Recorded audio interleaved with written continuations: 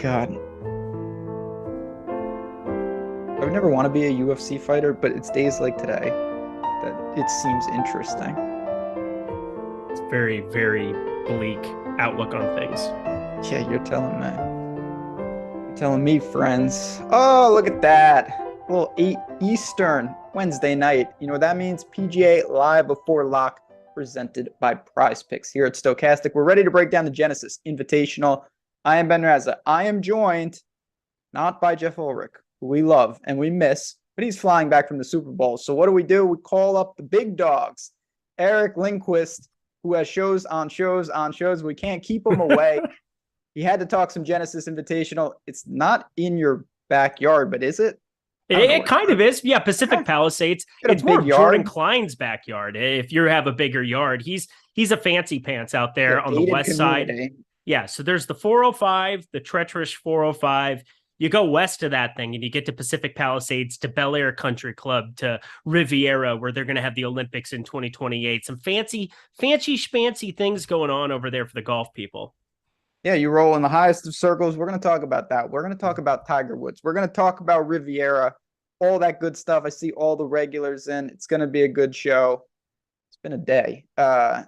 That's a college basketball. Hang on. No. But so Marquette sucks, but also we're going to keep your internet here for an hour, are we not? Oh, yeah, the internet's fine. Okay, we'll be cruising. Good.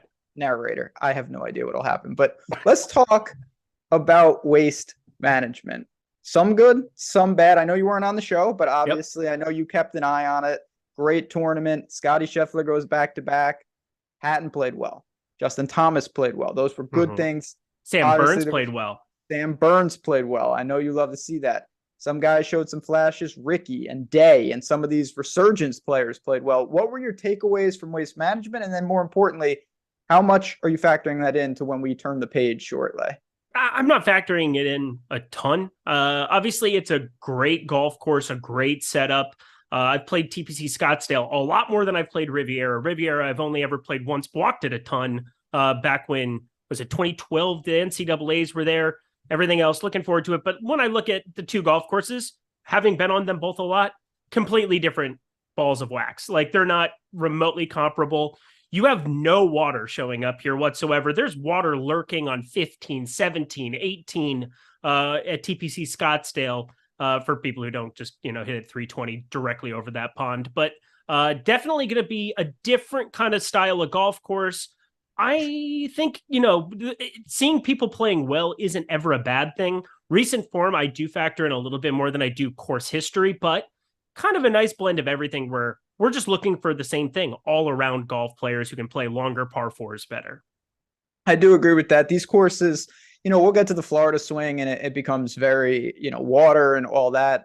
Waste management, farmers, Genesis, like, you got to have an all-around game. You're going to need to scramble. You're going to need to score. They're not impossible, but if you don't know what you're doing, you're going to make some numbers. And that's what I love about this course. Par 71, attackable. There's a gimme par 5, but there's some really difficult holes as well. It's a little bit of everything. Are you good on waste management? Can we turn the page, or is there anything else you want to say?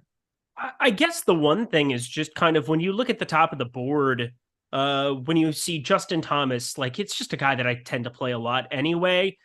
The Scotty Scheffler thing is a little bit annoying because it just feels like I'm never there for it. And I play him when he's under-owned, and it just feels like a guy that I always project out to be a little bit more popular. He wasn't as popular as what I was expecting for that week. And so it's truly just kind of staying true to your form. He plays difficult golf course as well. This is another spot where it's hard not to like him, but can we get up to the Roms, to the Scotty Schefflers, and feel very comfortable with our builds? I don't know, but the ownership is now starting to look intriguing on those two at least. Yeah, and we're going to dive into that top tier, of course. Let's go, and we're going to talk about Riviera in a second, but come on now. You got it on the screen. You were just talking before the show. It looks like you got some things going in the NBA already over on Prize Picks. I know a lot of you guys watching play on Prize Picks. If you do not, you're seeing it everywhere, even on your TVs, because that's how big they're getting. They're doing fantastic work. They sponsor this show. You haven't been over there. We've got some things going on. And what you're doing, you're choosing those player props, all different categories for PGA, things like birdies are better, fairways hit, just strokes. How do you think a guy's going to play? You link up 3, 4, 5 types. You get a big time payout if you go 5 for 5, 4 for 5. You have all these different options. And to get you started, in the link of the description of this video. It's the best of both worlds. Sign up and get that $100 deposit match bonus with Prize Picks via that link.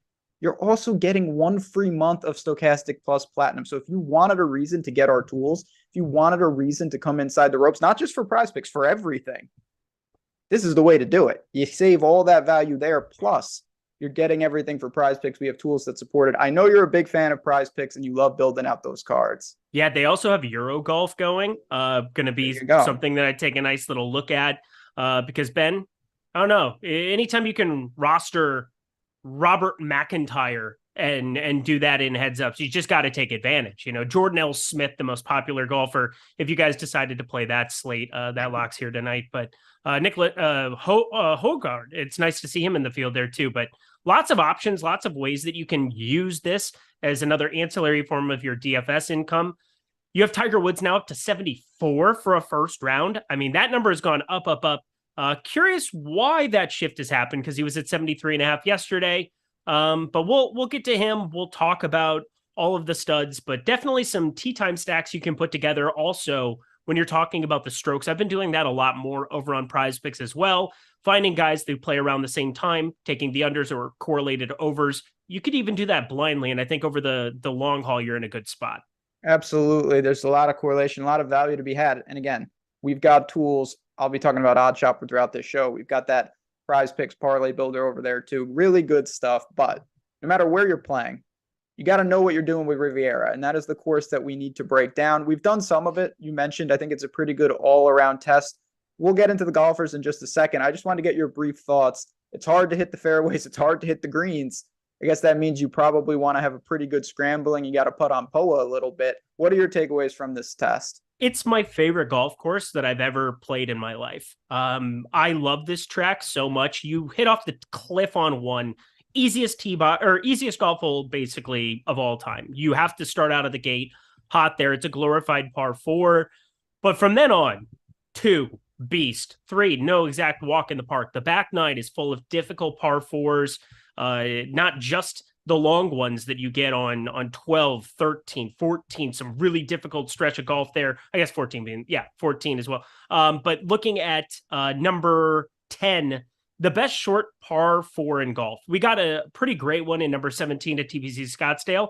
This is exponentially better. You're hitting to a tabletop. Guys have a difficulty, with a 295 yard hole. It is so fun to watch. It's I can't imagine liking a golf course any more than Riv. It's a great test. Like I said, a lot. Just look at the past winners from like Stricker to like all different types of players can coexist here. And that's what's great. Bill Haas. If Bill Haas can win and Bubba can win at the same track, you know that basically any skill set can get it done. And I think that's no better way to talk about the top tier. Let's get into it. Is a major. I mean, everybody's here, not the live guys, but whatever. Jon Rahm, Scotty Scheffler, Rory, JT. Let's start with the big 4 here. 4 north of 10K. Feels like they're in the order they probably should be. Do you have any inklings on where you want to go up top? Yeah, I definitely like Jon Rahm. That shouldn't surprise anybody. He's going on 498,000 straight top 10s. It would seem like he's top 10 every single time he's teamed it up this year. 3 top 3s, 2 of those being wins. He's at 11-1, and I do think that because of the quality of the field, you get enough in the 7K range where we're starting to see some of the ownership get away from him, going towards Tony Finau, which is a little bit surprising to me. We'll get to him in a minute, but Rory McIlroy, I understand completely why he is gaining as much attention as what he is, but coming off of Phoenix, like that was his first time really teeing it up in the States this season. Like, I don't know. He feels like he just needs to kind of start ramping it up. I know that he went over and beat Patrick Reed, thank you God, in Saudi Arabia, but like Tony Finau gaining a bunch of popularity and Rory McIlroy gaining a bunch of popularity, I'm happy to trim their ownership and put it towards Jon Rahm, who's the 3rd most popular player, but I think might end up even a little bit lower based on what we saw last week in Scottsdale. Yeah, I mean, listen, when you're choosing from the top, there are no bad choices. All these guys are going to be popular. If one of them wins, you need them, obviously. We saw that with Chef. Like, I had really good teams last week. JT teams I didn't have Scheffler. It didn't really matter. Like you need to Yeah. get that right. Uh, Famous last words of the four. You can't play all of them. Scheffler's getting squeezed for me again. I like Rahm. I always like Rory. And I think Justin Thomas is damn close. I loved him last week. He was unbelievable. Yeah. 12 strokes gained with the ball striking tee to green. Just couldn't really putt. Not that he was ice cold, but he was basically flat. Couldn't hunt down a guy like Scheffler. I want to ask you, because we're going to get into the nines and talk about balanced builds. Do you anticipate having any builds that are like Rahm, JT, basically two guys north of 10 in the same lineup? Yes. You're okay with that? Yeah, I am. Okay. Again, it's not something that I'm going out of my way to go do. I'm looking at my main lineups right now that I've built out. Whether it's, JT Poston, we'll talk about some of my normal guys. If you guys seen live before lock, you kind of know who I'm going towards. Getting to some Russell Henley there at the low sevens. We have some opportunity to get to some 7K players that I think are pretty viable. I don't know what to make of JJ Spawn's course history here. It's atrocious, but he's somebody who's showing up for me at 7K. Like, I'm getting enough of them in some of my main builds where I think I can definitely fire it up. I don't have any right now that have two of the four in my main builds, but I definitely think it's something that I'm going to be contemplating. Definitely more than viable if you can find a couple of those 7K players you like. Yeah, I'm with you. I think it's fine. There's plenty of value. It's an invitational. Before we move down, we had a question from Brian in chat. I think it's interesting. He said, when deciding between players, how much do you lean towards an AM player over a PM because of Poa Greens in the afternoon? If you're talking about showdown, I think it matters a little bit, but both guys are going to get the best and worst of it. And from what I've heard, you two can tell me, it's a little chilly in the morning, that if you're going out right in the beginning, it's not that advantageous. Yeah, so you play over there on the coast. So there's Brentwood Country Club that I've played a lot. That's just down the street, like 2 miles. You have Bel Air on the other side of the freeway, over by UCLA's campus. You play at 7 a.m. out there, 7:30. It is frigid. The ball is not flying. You are at sea level, bro. It is Santa Monica season. It is Pacific Palisades. You are there. You are not up in the elevation. It is freaking damn cold. Just ask Jordan Klein down there. Frigid when he wakes up to the seals in the morning. I look at that. I didn't know we were going to get into the seals. It is National Hippo Day, by the way. That's a story for another time. Seal you later. Maybe at the end of the show, we'll get into some of that thing. We've got too much to get to, though. We've talked about the big guys. Like I said, JT for me, if I had to pick one, but totally reasonable. Now, the next question is to flip it. How comfortable are you starting with Xander, with Homa, with Finau, with Sungjae? So many top guys in the 9K range. What do you look to when starting your lineups more balanced? Yeah, you definitely feel comfortable doing this. And I think this is one of the biggest changes to PGA DFS in the last couple of years. As data, as projections, as things have become exponentially better, is you're starting to see more top players start builds down in the 9K range because it's just a more consistent build over a long period of time. Now, you're going to miss out on some certain upsides because is Jon Rahm at plus 750 the best play in terms of, like, if you had to pick one golfer to save your soul? Yeah, I absolutely would be going his direction. But he's 11-1 in DFS, and that puts a strain on maybe your fifth or sixth golfers. So when you look at the 9K range, there's a reason Tony Finau's getting as much traction as what he is. For me, I am more than happy starting X-Man and Homa this week. Considering both of them 15% and lower on Homa here, former winner, Southern California, treats him very well, loves coming back and playing in LA, tons of experience on this golf course for him, back to college days. Like, Max Homa is just an absolutely awesome play at his current ownership. So Xander, Homa, I know your boy Sungjae, I'm sure is going to be somebody you're interested in. No reason you couldn't start in the 9K range. No, it's easily can start in the 9K range, the balance build. You can even get 3 of these guys if you're very aggressive. Xander, if you're on the Odd Shopper Golf channel, you can always go check that out. My one and done video has got Xander in it. I think he loves this course. He hasn't broken through here, but he's very consistently in that top 15 range. There's no reason he can't build on that. Obviously, Sungjae, I can't say enough about him. Another guy who's just, the irons are great. Got to fix off the tee a little bit, but 4th at Farmers, 6th at Waste Management. Really, really good. There are a couple more names, though, and I think it gets a little trickier in the bottom half of the 9s. Morikawa did not play well last week. Sam Burns, your boy Patrick Cantlay, flat 9. What about those guys? Any strong takes before we keep moving down? Yeah, Sam Burns is a good bet. He's also just a dude who outperforms his ability level to certain extents. The reason I love him so much as an outright and as a DFS play is he'll just win when you don't necessarily think he should. You're talking about going straight up against Scotty Scheffler at the height of his powers last year, finds a way to win the Charles Schwab in a playoff. The Valspar took a W there. Phenomenal golf course sitting there. Sanderson Farms, going back to last year, he had 3 Ws over the course of 2022. He has an interesting course history as I was digging through it this week. He has 2 missed cuts sandwiched in between, a third and a 21st. So he does have the ability to spike it here. It always comes down for me with Sam Burns. When that driver is in play, he can just spike the putter. And we're seeing that a lot. So like if that off the tee game is going to be positive, you're looking at one of the top players in this field relative to any price. So like I understand why it is that you don't necessarily like him all the time because you have to take the bad with it. But he's just somebody that I key in and play every single week because I believe as much as, you know, people get away from him, he is the only guy pulling. Well, I guess you have single digit ownership on Sungjae as well, but he's always so low owned because people see those Burns weeks where you get burned. I'm more than happy to accept them at sub 10% ownership. I do think that helps make the case here. I'm stunned. I'll be honest. It just shows kind of how people are starting to get more and more advanced. Maybe it's because of our tools. I think partly guys like Cantlay and Morikawa coming off what are very disappointing showings. They're still popular. Nobody cares. They are still significantly more popular than a guy like Sam Burns. I think that's warranted. I'm just surprised. And it does keep Burns afloat. Obviously, my big knock on him always is that I don't think away from Bermuda, he's as likely to spike that putter. I have a theory on Cantlay. Please, because Cantlay, we need to talk about him. Don't do it. If you want to play golf at a high level, don't get engaged. Don't get married. Don't do it. I love my wife very much, but I've accepted that my golf game is not my top priority. Okay. As soon as I saw that picture of Patrick Cantlay out there about in the most ridiculous outfit with Xander Schauffele in Napa, California, haven't played him once. Haven't played Patrick Cantlay one time this year. And let me just tell you, strokes gained married is a real thing. Yeah. Yeah. It's now in the model, baby. You heard it. You heard it from Matt. This is why we brought you on. Like I'm telling you, we need these takes. I would like to know pre-engagement, post-engagement, what we're looking at. Because I guarantee it's like -14 strokes gained getting married.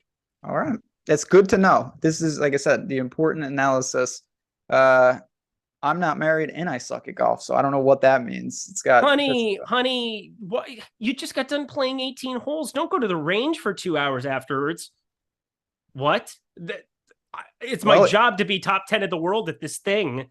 And now you're wanting me to go, sit and have dining room dinner in Riviera because we're millionaires? Yeah, it's going to hurt your golf game. Now, if Cantlay wins this week, you will never be on the show again. Clip it. Clip it. Yeah, we'll be making shorts. I have 0% Cantlay this week. Oh, that's what we like to hear. There you go. All right, we're going to get to the mid-range right now. We're going to talk about Victor Hovland and Cam Young and Will Z. But I do want to say, we've been talking about the ownership projections, top golfers, leverage, things like that. It makes all the difference. And this is just for PGA. But if you want to get in, say you come try it out. Come try it out. We have a 50% off any weekly Stokastic premium subscription. So you go in there, figure out what you want best. It's right in that link, right below the prize picks, right there. Again, we want to get you guys exposure to the tools without having to fully commit, because it's a big ask to say, hey, come in permanently. You might not like it. You might love it. That's what we're saying. Just try it out. Find out for yourself. We're really confident that you're going to enjoy it. Now, Hovland, kid, this is why it's so appealing to possibly go balanced. We're talking about, the 15th price golfers, elite players still. Hovland, Will Z, Cam Young, Spieth, Tom Kim, Jason Day. These are guys we see in the 8K range. All look pretty popular looking at our ownership north of 10%. Who stuck out to you? Victor Hovland, for sure.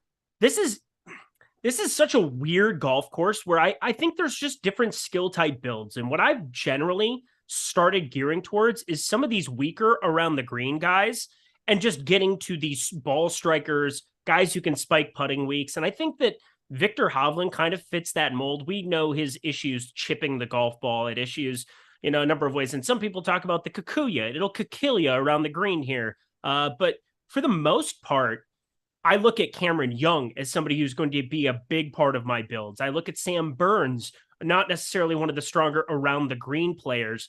I think you kind of fit a skill set mold getting to Victor Hovland. So that's kind of where I'm directing my attention. We know how good he can be off the tee. Some of these longer par fours, strokes gain approach. If we can spike a little bit better iron play, he's just kind of been wavering in some of these weaker fields. The waste management, fantastic field, 42nd there. That makes some sense. That's about the same as if you get 13th at AT&T Pebble Beach, but he kind of just came stagnant in that final round. I'm willing to write it off. I think he's going to be spiking it. And this is the kind of golf course where I really like Victor Hovland. Yeah, it's funny. I like him as well. And it's a weird situation because on one hand, he's already shown he can do it. He's shown he can do it at US Opens, things like that. Then on the other hand, the clear missing piece to Victor Hovland's game is around the green. There's no arguing that. And this is a course that you will have to get up and down. But it does seem like he's able to navigate it. And I do like the setup for him. I still think that Victor Hovland's got some big opportunities ahead of him. Will Z is sitting like 40-1 in the outright market. I think he's probably a better bet than play because I think the downside is a lot of miscut equity. Do you have a take on him? He's someone we haven't seen a ton just yet. Yeah, not really. I don't know. Maybe it's just coming off of injury last year. He missed a lot of time. You got to expect that he's going to be turning it on here sooner rather than later. And this is a golf course where I do think Will Zalatoris also projects out really well. More of a ball striking type. I think you want to be early on some Will Zalatoris, but he's pulling enough ownership right now at 10%. I know it doesn't sound like a lot. I'm talking about Sam Burns being less than 10%, and I like him. Sung Jae being less than 10%. You like him. Like, it's more of, do I feel as though I want to play 10% of Will Zalatoris over somebody like a Jordan Spieth who has had so many reps at this golf course, a Tom Kim? We'll talk about him. I'm not as bullish there, but like for me, Cameron Young and Victor Hovland are pulling almost all of that ownership in at least my core lineups there at the upper eights, that Will Z is just kind of being left off by default. Yeah, I feel the same way. Again, I think you can splash him in the upside market, in the outright market if you want to. Don't think it's necessary by any stretch, but I'm okay allocating my shares elsewhere. You did mention a guy, though. I'm not looking to allocate him to Tom Kim. I'm not saying I hate the play, but I'm a little confused. I'm interested to see where this goes because this is the first time that we have seen Tom Kim really struggle ball strike. He was not good at waste management. He lost off the tee and he lost with the irons. That's usually his bread and butter, automatic. He saved himself with good putting, which is atypical. I'm going to take a wait and see on him. I would rather play Day or Fitzy or Decky right below him.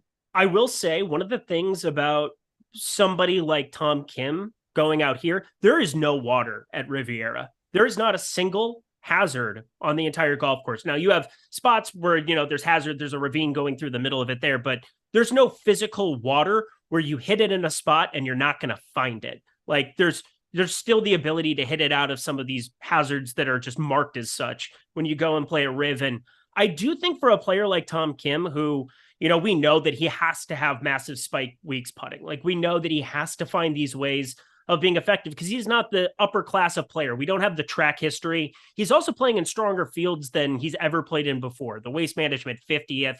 Coming off of that, it's a 1-game sample size, but off the tee, there is no water lurking the way that there was at Phoenix Open, especially as you get down that stretch, 15, 17, 18. I think that somebody like him, you can maybe make the case that it has more to do with, just the existence of that, and he can free it up a little bit. There's a lot of players who have talked about that in previous seasons going out to Riv, but the main reason I'm not there is just I don't know if in this kind of strength of a field, if he can really have the same kind of win equity as other guys in the range. Yeah, and again, it's a real opportunity cost, even in the 8K range. Like if you're not playing, you're allocating shares there, you're not going to get as much Decky or Fitzy, or let's talk about the very bottom of this range. Now, I'm sticking with it. I love Ty Hatton last week. If you find my lone tweet of the week at JazzRaz DFS, of course, it had Ty Hatton in it. It has Ty Hatton in it again this week. I love him in the spot. He gained 9.5 strokes tee to green. I know it's not on Bermuda, which like Sam Burns, he prefers, but I think he's just in form, ready to go. I like him quite a bit. Prefer him almost over everyone else in this field. Yeah, Ty Hatton was one of my highest owned players for the week. I mean, I just had tons of Ty Hatton. I liked seeing that you were there for it. Hard for me to get away from that. I look at some of the strokes gained around the green stuff. That's another thing that I'm just kind of able to disregard. He just fits that same skill set I keep talking about, the Cameron Young, the Victor Hovland. I'm kind of disregarding that in some of my main builds. I'm hoping that that's kind of the key to getting around this place. On any given tournament, you're going to have top players that find ways to mix and match in there. But I do think that that's kind of the prevailing skill set where, you do have this opportunity to go out and just pure it around this golf course. It's flat. It's generally pretty predictable going into the greens. When you take out some of that variance, I think it just becomes pretty clear cut. You want to play some more of these guys. So Ty Hatton, I'm definitely going to be north of the field on too. Yeah, there's no doubt, but we really need to drill down into this range because there's that many players that I think deserve their airtime on this. Come on now. If you make it on this show, you've really made it. Majors, anything like that, secondary to being mentioned on the Stokastic Live Before Lock. Jason Day seems healthy.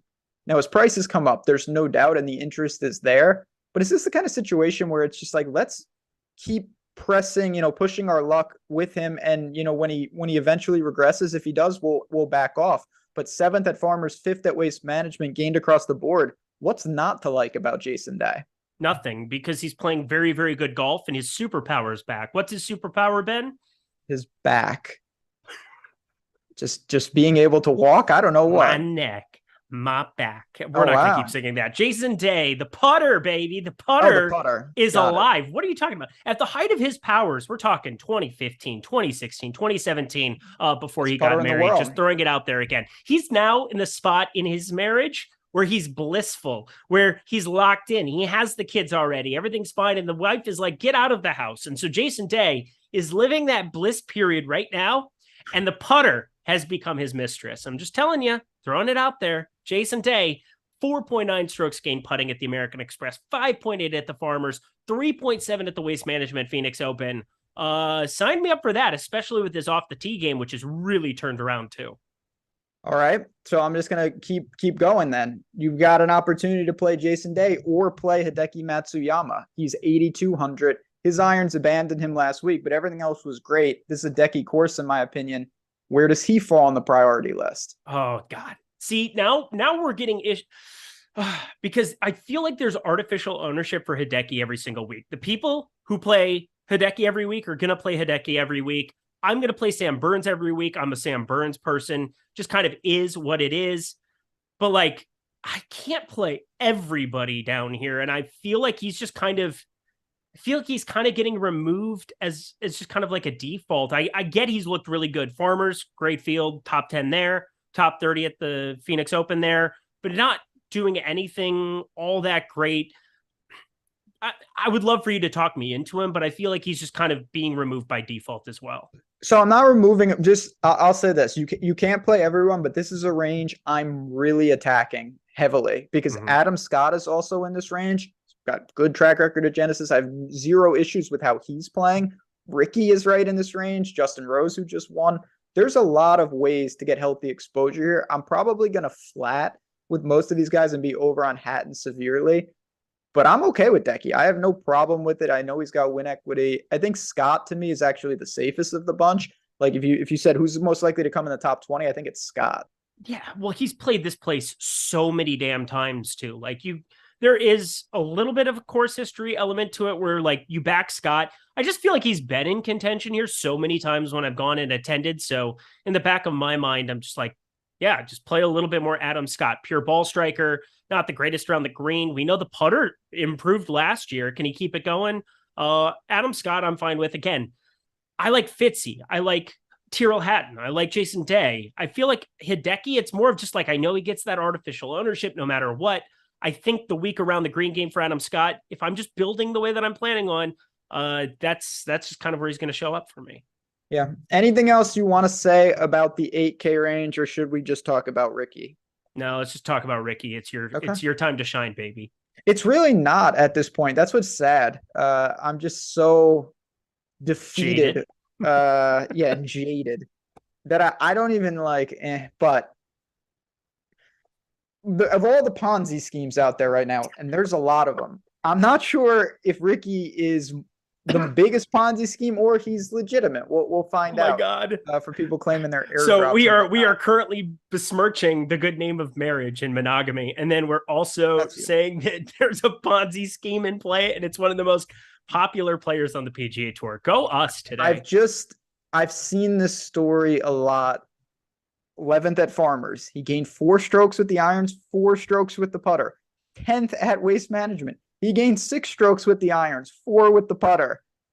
And now he comes to Genesis. And I don't like this course fit. I still think that the driver can really put immense pressure. You said you can't lose balls. I beg to differ. Ricky, the more than one, he will lose a ball. I can guarantee it. I'm not totally out on him by any stretch, but I would rather get to Scott, Hatton, Decky, Fitzy, or Day. It's a tough sell for me with Ricky just because of the opportunity cost. I'll have some exposure, but I'm skeptical still. Man, that was so beautiful. I have nothing to add. I have nothing to add. He looked great the last 2 weeks. He's playing really good golf. Aces help. That was kind of the tilt for me, is that I had him. Played 15% of him last week, but I had 0 in final round showdown. Of course he makes a hole in one. Why wouldn't he? Yeah, of course. Oh yeah, of course he makes a hole in one. Because that was just straight not useful. In fact, he became a villain at that point. Yep. So I'm pretty villain. Man, I have been out of these streets for a while. I didn't know you soured on our boy Ricky. I'm not totally out. This is where I think it drops off though. 7K range. We're still in the mid range, but we're getting down there. You've got guys like Wyndham Clark, who's playing good, and I think he makes a lot of sense, but I've seen his name. Corey Connors. I don't like Taylor Montgomery, Hadwin, Mitchell, Brian Harmon, PGA Tour regulars. Who in the pure mid-range now are you looking to get to? Looking at the tools real quick, the only guy that's projecting at really popular would be Keegan and Taylor Montgomery. And Keegan's my favorite. Keegan's been one of my favorite golfers to roster as long as we've done shows. Keegan Bradley is just that dude from a ball striking perspective. He always will be. You're going to occasionally watch him yip an 8-incher across the hole, and then you're just beside yourself. But that's the price you pay to roster him, because then you're going to get the things like the second at the Farmers, where he was one of my highest owned players. You're going to get things like the US Open last season, where he just spiked it, going back to Boston, going back to his roots. So I feel pretty good about Keegan Bradley here. Another super weak around the green player, 83rd amongst this field over the course of his last 50 rounds. He fits that prototype of just pure ball striker, can still spike with the putter, improved in that department, 22nd in strokes gained putting over his last 50 rounds amongst this field as well. So I think he's going to be a piece of chalk that I'm more than willing to eat, because I would just not be okay if he spiked it. And plus, he has really good course history here. He's been in playoffs against Phil Mickelson back in the day, rip to him. Lots of opportunity for Keegan Bradley to go out there and just ball strike his way around this place. Yeah, again, I think there are opportunities there. Let me get your quick thoughts on. We're gonna have a rank 'em in a second from chat, friend of the show. I do want to ask you though about Thigala. He's a pure talent. His irons were broken at Waste Management, but again, there's some variance within that. Just given that course setup, everything else looked good. Yeah, I think for me, Thigala has always been a buy. This is a guy that I've played golf with before out here, and he just does it a little bit different. And nothing about his golf game is over the top, other than he hits a cut 320, and that's pretty wild. But for the most part, he just golfs his ball around the place. He's played Riv a lot. I know he has a lot of course history. He's an SCGA vet, played everywhere here in Southern California, specifically just outside of the LA area, and then here at Pacific Palisades. So for the amount of experience he has there, I think this is about the time where he really broke out last season, coming off of the Phoenix Open. I think he was really it's hard for me to even buy into anything that he did last season. He was terrible with the irons over the course of that tournament too, but he had a third at the Phoenix Open that kind of changed his life.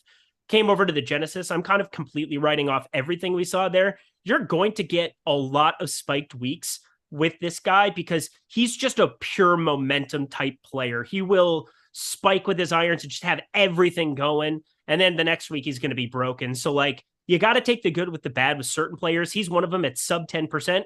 At least the ownership isn't there the way it is with a Taylor Montgomery. All right. You ready for a quick rank 'em? Let's go. Friend of the show, Mr. Justin, I can't pronounce that. Wyndham Clark, Keith Mitchell, Adam Hadwin, or Alex Noren, who we have not yet talked about. Your boy Stupid is guys Norin. there. You're the Norin whisperer. I so am I'll the leave Norin that one whisperer. up to you. Okay. Are we playing Norin? Yeah. Was that a subtle windy C? Wyndham Clark. Is that what we're doing here? You're the whisperer. Yeah, I got it. Don't worry. Wait till you see my Seamus Power. Wow. He's not even in the rankum. You see, you don't I listen. don't know. Wait till you get my Wyndham Clark. See, Jordan, if I give you the single signal, just cut the stream.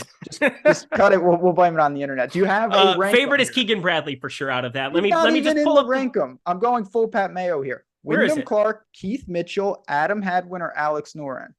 My favorite out of those. Wyndham Clark, is he going to make enough putts around here? He's probably not going to make, but he's the best off the tee out of those guys. I'll go Wyndham Clark. I think I would go Clark, then Noren. Then there's a pretty big drop to the last two. They're somewhat interchangeable for me. Probably Hadwin and then Mitchell, but yeah. One more for you. Yeah, I was listening. A great human. See him all the time on NFL Sundays. Jorge is in chat.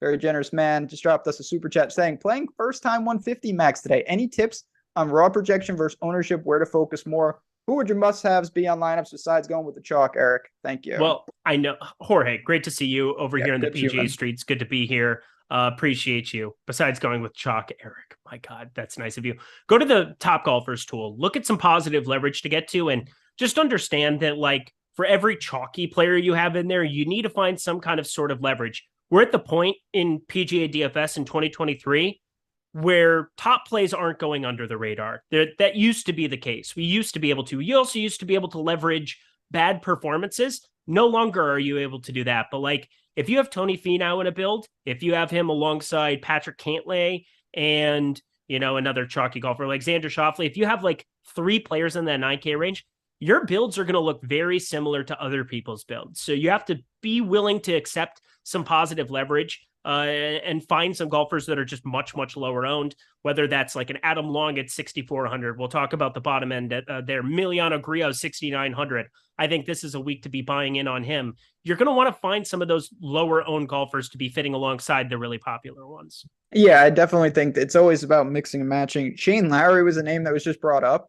He's that type of guy. He's not playing well right now, but the guy has shown he can do it. And he's 7,400, not getting a ton. We had a question about Spieth. I don't have a strong opinion. I may get to a little, but I prefer the guys below him in the 8K range. Do you want to keep going? Is there anything else that you have to say? No, I've said enough. Okay, well, I'm not gonna argue there. Wait, is he Wyndham Clark? Noren Fleetwood. KH Lee. Oh, yeah. Tiger Woods. Denny McCarthy. Taylor Moore. We're talking about the lower 7K range. It starts to open up quite a bit here, looking at our ownership, looking at our tools. You're not going to find a ton of ownership. Patrick Rogers, of all people, is actually projected north of 10%. Everybody else is in that like 5% range, give or take. Who stood out to you in the lower 7s? Wait a minute, Mr. Postman. Come on now. Okay. How are we not going to JT Poston with his form?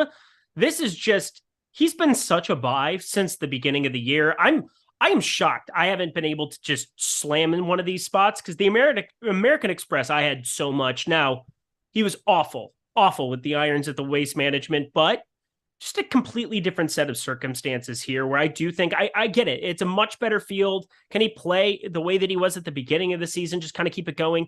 He should be able to. I mean, the guy came off of a win at the John Deere, has his card locked up. These are the kind of guys where eventually they're going to start seeing some success here. And he does the one thing I really want somebody to do, which is just stripe it from time to time and spike it when they're low owned. So like, you're not going to be able to predict it all the time, but when it's on, it's on. And so like he's sub 6%, pretty easy to be buying in at that kind of a number. Now, Fleetwood, I got to assume is your guy. Yeah. I mean, he missed on the number last week. Obviously that's going to throw some people off. He's not going to be overly popular. I'm fine with it. I do think Noren is a good play, but he's also simultaneously over owned. So you need to make sure you're putting him in lineups that aren't over leveraged. We'll build the lineup in a little bit. Your friend, your boy, great player, Jesse, says Kitayama. Maybe that's where we should go in the lower 7s. He's not going to be popular. He gained across the board. You've got him. You've got Detry. You've got Lucas Bear, Herbert, whatever his name is. are the type of guys I think pretty big risk, but Mm-hmm. potentially some sleeper picks in this range. Yeah, Scott Stallings. We got to be buying What? on this kind of a golf course too. Come on, what do you mean no? That's not where I thought you were going to go. That's all. Scott Stallings, I love. I roster him all the time. How's He's that go? better around the green, but like just does enough for me that it just feels like a player that I play a lot more than most. Once again, these are the kind of guys that, for him, he gets these massive spiked iron weeks out of the middle of nowhere, and it's been really, really good here. AT&T Pebble Beach, 15th, 23rd at the Phoenix Open. Give me a top 20 in this range. Like, if you can find some top 20s and you can get the right combination at the top, I just love getting to Stallings on this kind of a week too. So yeah, Kitayama, I don't hate entirely. But like, also, will Thomas Dietrich play for his countryman Thomas Peters, considering he got blacklisted at 36th in the world? That was sad to see. Times are tough. Shout out Nicholas Colsarts and co. Beautiful. All right, we're gonna get to the salary savers in a minute. We're gonna talk about Alex Smalley. We're gonna talk about the 6K range, but of course, I have to ask you: will any lineup whatsoever have Tiger Woods in it? No. That's and the correct answer. I am the guy who loves Tiger Woods more than you. I love Tiger Woods. You like him more than me, I'm sure. So much. I definitely like him more than you. Jordan Klein, don't even talk to me. But I love Tiger Woods. But you can't do. He's 47. He hasn't played 4 consecutive days of golf in the calendar year. Now, he's always said, I think I can compete. I think I can win. And like the Masters is one of those glaring cases where I was just like ecstatic. You got like a 5 or 6% owned Tiger Woods, jammed him. It was a beautiful week. This is the opposite. You should have no Tiger Woods. Yeah. He's not the only positive I can say is he's not going to have to worry about playing 4 rounds again. So maybe in time we'll have to see if he can do that. It's not going to be this week. He can play 36 holes and enjoy himself. He's the GOAT. I love him, but it's not happening here. All right. Salary saver time. But before I do that, we've already told you. I told you a bunch of things going on here, but there is one more. One more if you are in a state with a little Bet MGM action. They've got things going on as well. And if you are in a state that has legalized betting, you haven't signed up at BetMGM, again, in the link in the description of this video, we have the offer where you're going to get $1,000 risk-free bet as well as that 1 month of Stokastic. So what you're getting some DFS tools, getting some Benny bonuses. You see my face there. I assume you've got pictures of Eric, right? Does he not, or is it just me? No, it's a fucking disaster. This every Mine single too. time. They duped me. They were like, oh, look 14 years old. Is that an Abercrombie polo? What are you wearing? I got all. What am I wearing? Yeah.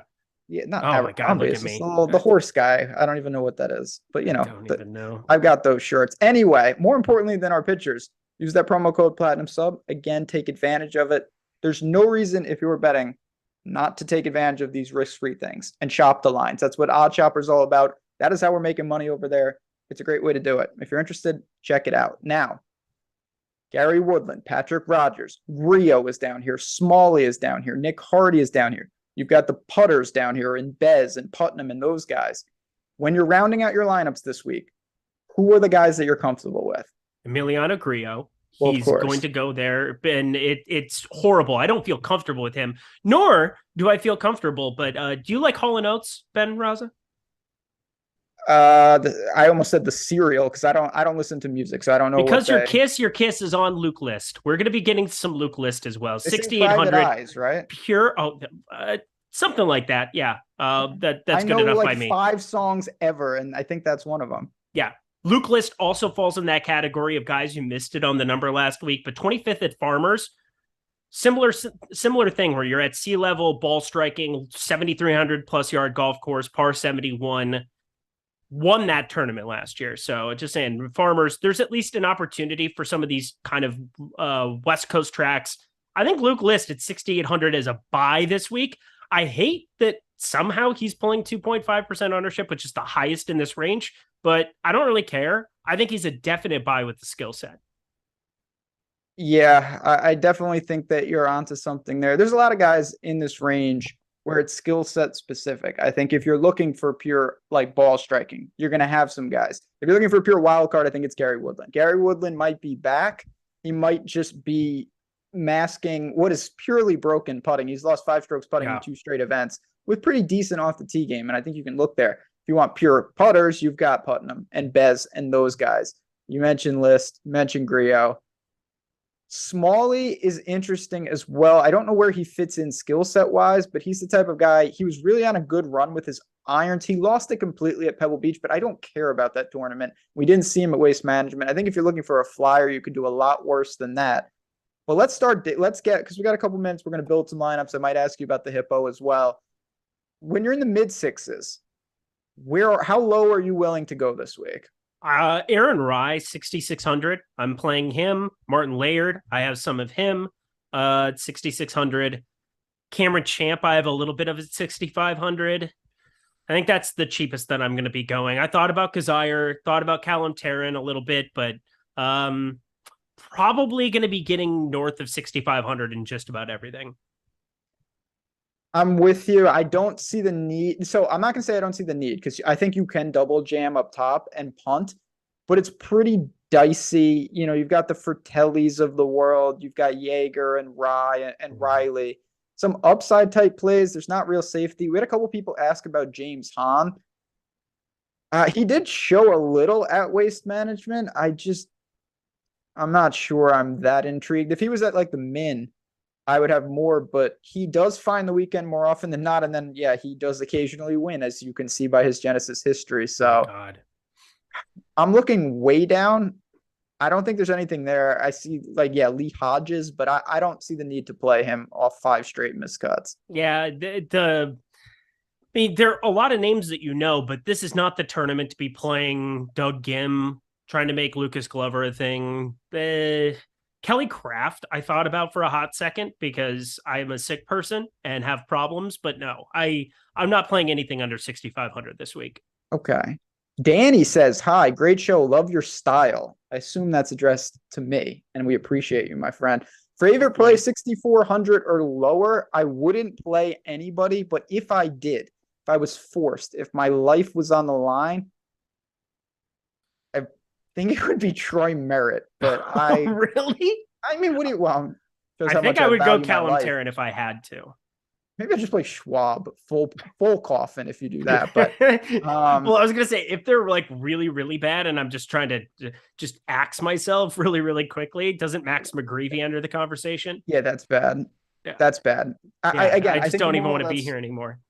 That is rough down there. You got to be careful if you go aggressive up top. I still think you can double jam and land in the mid sixes. You can land in the flat sevens. That is more my plan. What do you say? Instead of talking about this, we build a lineup. Would love to. Let's build one. What do you say, Mr. Klein? Yeah, he says, he gives me a thumbs up. That's top of the line. Let's go. Okay, since you are an honorable guest, go ahead.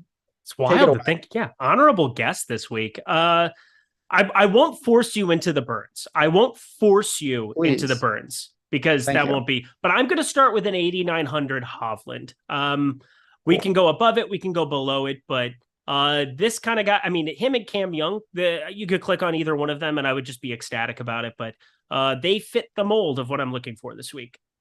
No problem with that. I don't know what we're going to do just yet. I'm going to take best available in my mind. I want Ty Hatton in my lineups. I know we're going for it here. This is a tournament lineup, but for me, Hovland and Hatton gives us plenty of ways to go with 4 spots remaining. All right. So you went Hovland Hatton. So we've been nice to each other. We haven't taken any expensive piece. I think we're going to force this one. Justin Thomas, 10-1. As you said, if we can get the putter to get going for our dude here, I had a lot of the same situation you did where I just didn't have Scheffler last week. I had a lot of good pieces and Scheffler was not a part of it. 0%. So Justin Thomas, just playing too good. It's going to be happening sooner rather than later.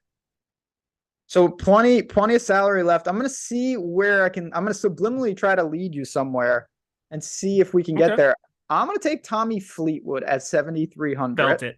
I think he's fine. You can do Noren here as well, but there's a lot of options in this similar range. I think Fleetwood, ball striking wise, gives us a little leverage, and we still have $7,800 for 2 spots. So we have plenty of guys to cover. Tell me. Now, we're a little chalkier as I'm looking at it the Fleetwood play does help a little bit. That's Sub why I 10%. didn't pick Noren. And I was going to say, this is why I'm not going to pick Keegan Bradley, even though I want you all to know Keegan Bradley is good chalk this week. I feel pretty damn good about it.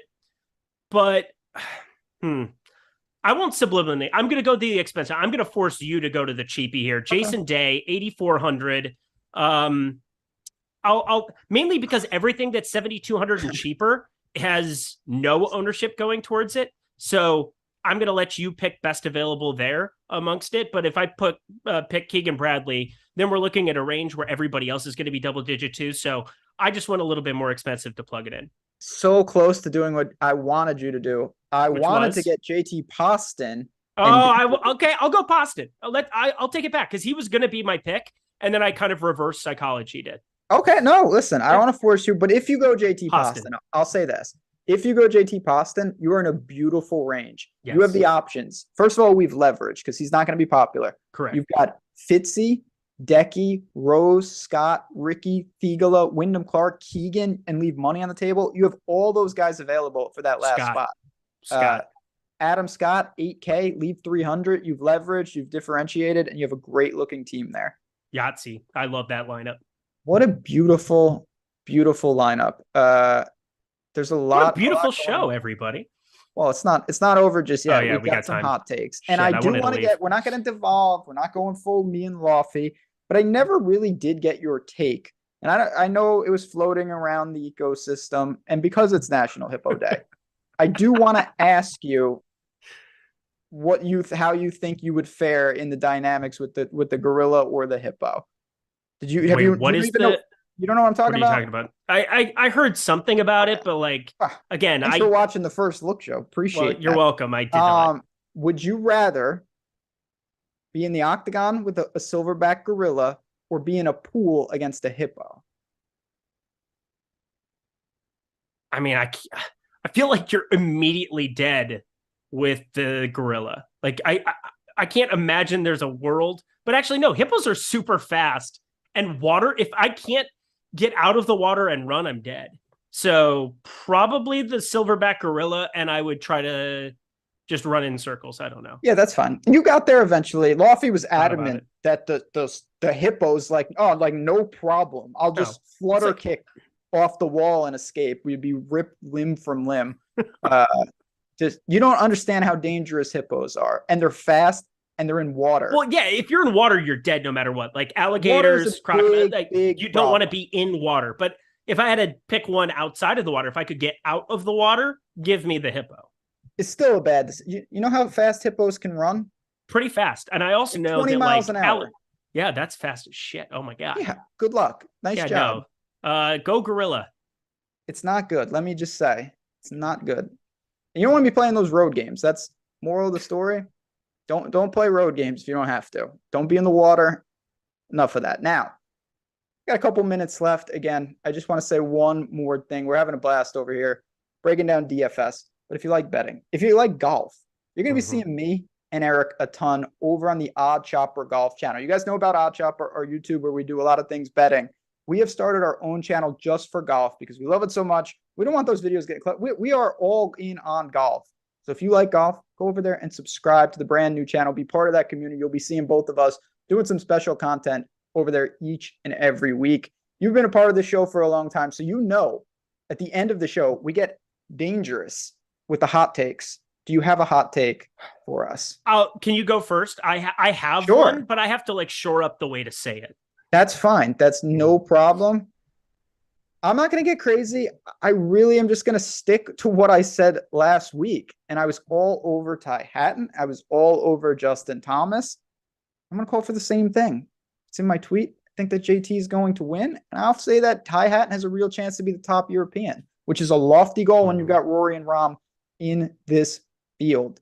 If you're looking for that crazy sleeper, I honestly don't see it this week. I don't have that guy that no one else likes. I had Buckley last week and I thought he was fine, but my hot take is very, very generic. We're not getting crazy. I'm just going to say that JT is close and he's going to break through here. I love it.